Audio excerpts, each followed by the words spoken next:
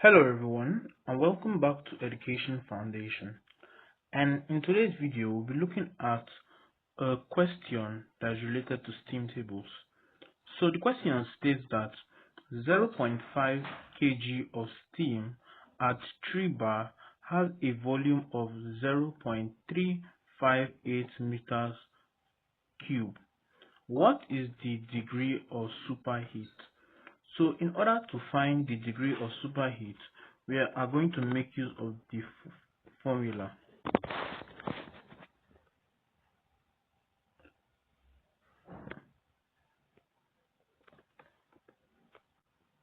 So that is to say,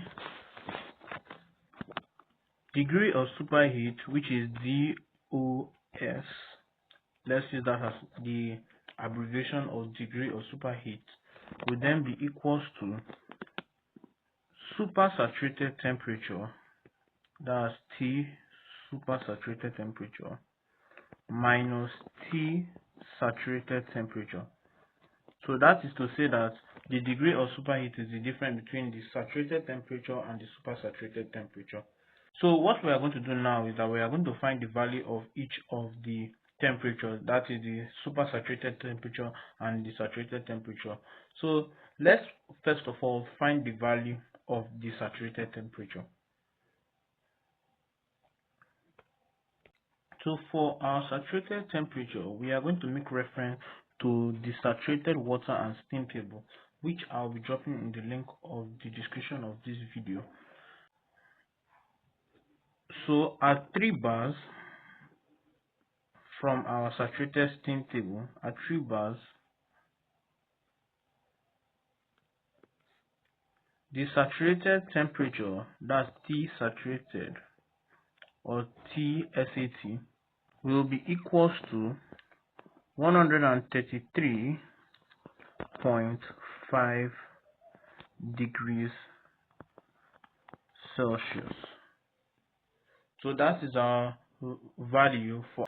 So now the next thing or the next task we're expected to do is to find our value for our supersaturated temperature. So in order to find the value for our supersaturated temperature, we are going to make reference to our superheated steam table. In order to make reference to the supersaturated or superheated steam table, we have to first of all derive a thermodynamic property, which can be specific volume, specific internal energy, or specific enthalpy. But in this case, or from the question, we were given the value of mass and the total volume. So in this case, we are going to derive the thermodynamic property, which is specific volume.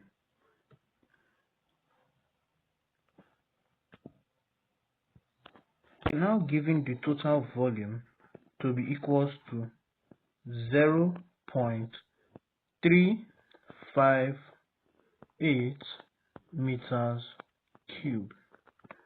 So in order to find our specific volume, so specific volume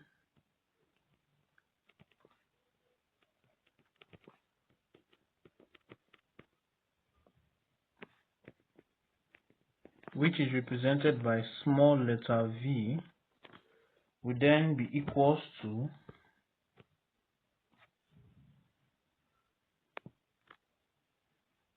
the total volume divided by the mass.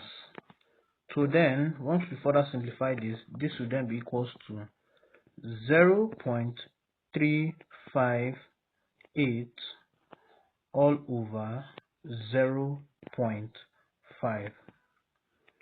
So dividing 0.358 by 0.5, it will then be equals to 0.716 kg per meters cube. So this is our value for our specific volume. So now that we have the value for the specific volume, we are now going to make reference to our superheated steam table.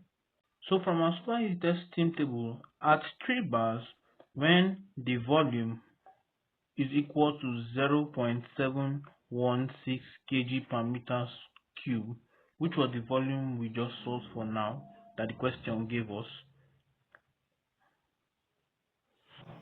It then falls in between 0.6342 and 0.7166 kg per meter square at 150 degrees Celsius and 200 degrees Celsius respectively on the superheated steam table.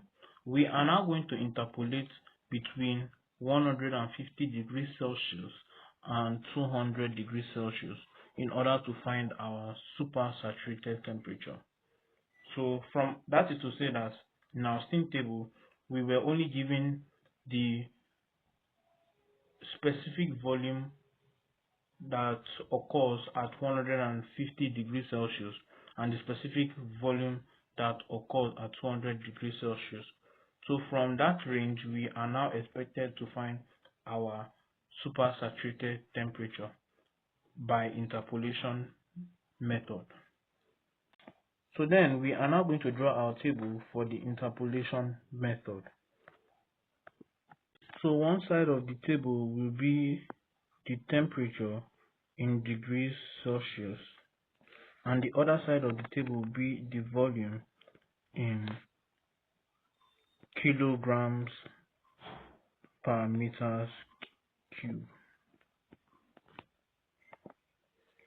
So now we were given the specific volume at 50 degrees Celsius. That will be the first row of the table, 150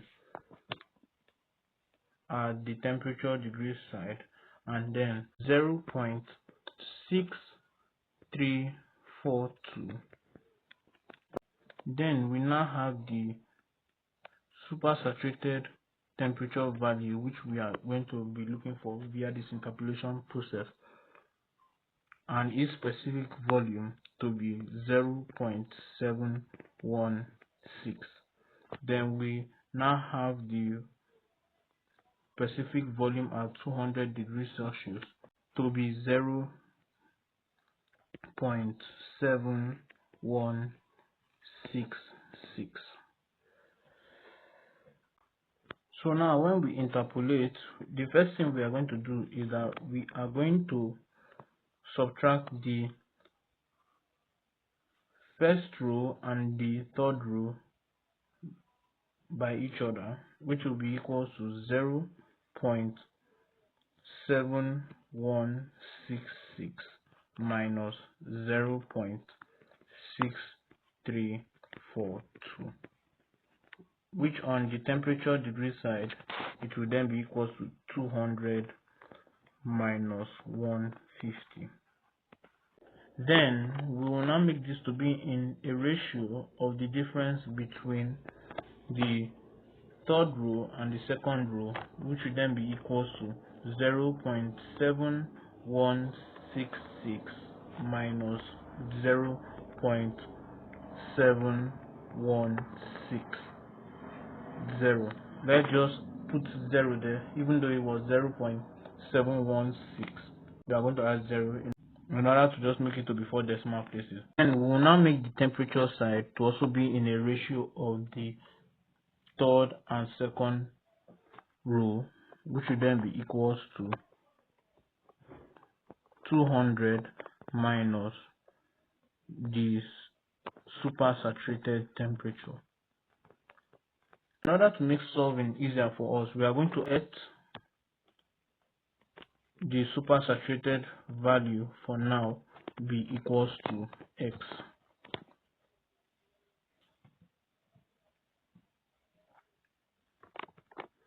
So then once we further solve this will now be equals to 0.0824 all over 0.0006, which will then be equals to 50 all over or divided by 200 minus x. Remember that we assume the supersaturated value to be x. So wherever this temperature of the supersaturated value is supposed to be, we are going to represent that by x. So then once we further evaluate this, or once we better still cross multiply, this will then be equals to 0.0006 times 50, which will then be equals to 0.0824, all in bracket 200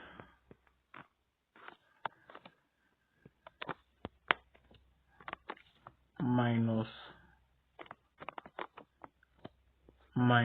x, bracket close.